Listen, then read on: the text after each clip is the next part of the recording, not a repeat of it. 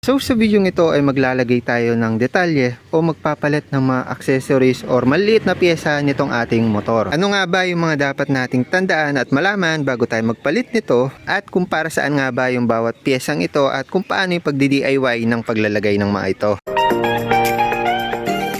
So recently nga ay napalitan na natin ang kulay si Scarlett natin at kung makikita nyo naman mas gumanda na, mas umangas na po yung tindig niya at yung kulay niya. So napakalaking impact po ng ginawa natin dahil parang nag-iba na yung itsura talaga ng ating mga motor. So ngayon dahil tapos na po tayo sa kahan natin, punta naman po tayo sa maliit na detalye nitong ating mga motor. Siyempre para mas gumanda at mas dumiin pa po si Scarlett natin, maglalagay po tayo ng mga detalye na katulad nito. So ibig sabihin po kasi ng detalye dito sa ating mga motor ay yung maliit na pyesa na pwedeng makapagbigay ng malaking impact para sa kabuang itsura po niya. Actually ilan pa lang po ito pero gawa ko ng part 2 sa mga susunod na detalyeng ilalagay po natin. So dito meron po tayong hook para dito yan. So papalitan po natin yan dahil yung main concept or main color po ni Scarlett ay silver, bloody red at saka black.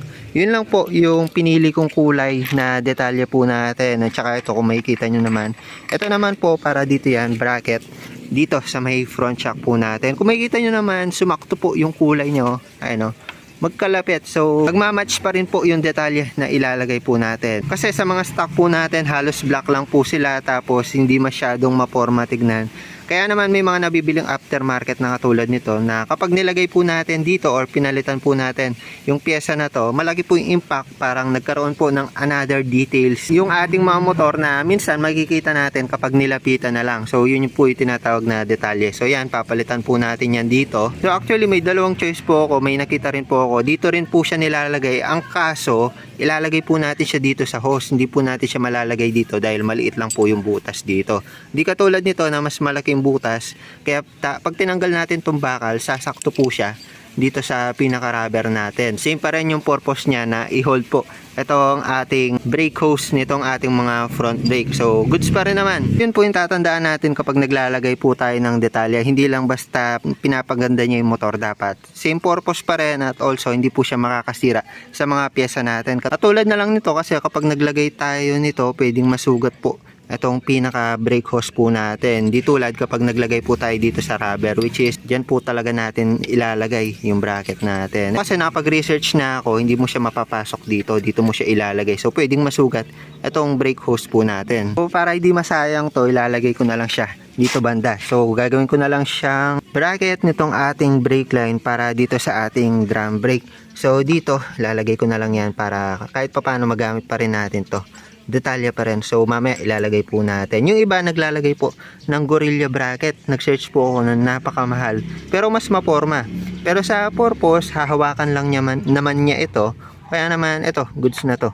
So yan, ganyan po yung pagkalagay natin. Kung binili ko po ito, kasama niya na ito. So nasa isang plastic lang siya, isang set lang po siya. Ito naman po ay nilalagay po para dito sa ating rear brake or adjusting nut po natin dito sa rear brake po natin. So ito, mas okay po siya dahil meron po siyang hawakan, which is kapag inikot po natin siya, pwede po natin siyang makamay agad. Di tulad ng ito na kailangan pa po natin gumamit minsan ng socket wrench para maikot. Though pwede rin naman natin makakamay kaso medyo mahirap. Di tulad nito na may hawakan na po siya. So medyo matibay na rin naman po siya, medyo mabigat ng konti. Halos same quality lang naman po nito. Sana lang hindi mag-fade yung kulay. Kaya naman papalitan po natin siya. So may kasama na rin po siyang bushing dito sa gitna. So ito, gandaan dito, meron po siyang ulo dito. So parang may stopper po siya. Ito kasi diretso lang siya. Mamaya pakita ko yung paglalagay niyan. So isa pa sa tinuturing na ating detalye ay yung mga bolts or mga tornilyo. Kaya naman bumili po tayo ng CNC bolts para dito sa airbox natin. Kasi kung makikita nyo naman, napaka plain po ng dating niya dahil itim din po yung mga bolts niya at hindi po masyadong detalyado tignan. So kapag naglagay po tayo nito, ayan, lilitaw na po yung detalye ng ating airbox. Actually dito sa crankcase cover po natin, naglagay na rin po tayo ng silver or ng stainless na mga bolts dyan. Pinalitan na po natin yung mga stock palibot. Nauna ko na siyang nailagay pati yan. So silver na lang din yung pinili ko. Ayoko na ng gold, ayoko na ng violet. Kasi yun lang yung pinagpipilian ko, silver lang talaga. Tsaka yung ganitong kulay. yung parang pula tsaka itim. So balikan ko lang po itong hook natin. So marami naman iba't ibang itsura ng hook, may mga choices po tayong pagpipilian. Meron yung parang alambre lang na paikot, pero ito yung napili natin kasi mas okay siya, mas babagay po na detalye dito sa ating Scarlett natin. Silver, contrast siya sa pula. So dito po natin yan lalagay, papalitan po natin itong plastic. So kagandahan po nito, dahil parang CNC na rin po siya, mas matibay po siya. Dito sa plastic na pwedeng maputol kung sakali kumunat po yan. So yan, papalitan din natin yan mamaya. Bukod po dito sa mga to, may binili rin po tayong heat guard para dito sa ating muffler. So tatanggalin na po natin itong stock natin.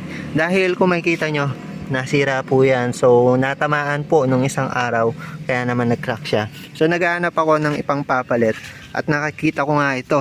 So parang plastic po siya, hindi po siya lata. Plastic rin po katulad nito, pero hindi siya ganon kakapal at sana lang tumagal po siya, pero i-update ko naman po kayo. Actually may second option po ako na ipampalit dito is yung heat guard ng Airblade, kasi nakikita ko maganda rin po yung style niya at bumabagay rin po siya dito sa ating mga Honda Click. Pero sa ngayon, ito muna yung papalit natin. Vario lang yung nakalagay, pero goods naman siya. Feeling ko maganda rin naman siya at magdadagdag ng diin dito sa motor natin. So yun, ilagay na natin itong mga pyesa na to, mga detalye na ito. Momontage ko na lang sa inyo.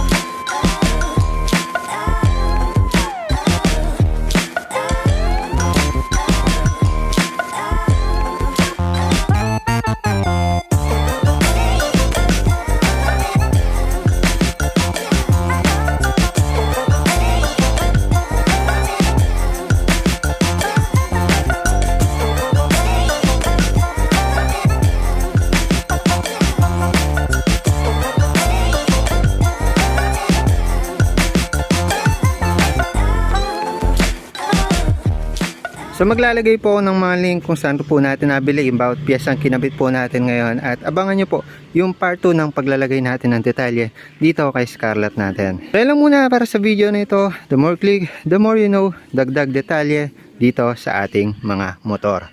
Bye bye.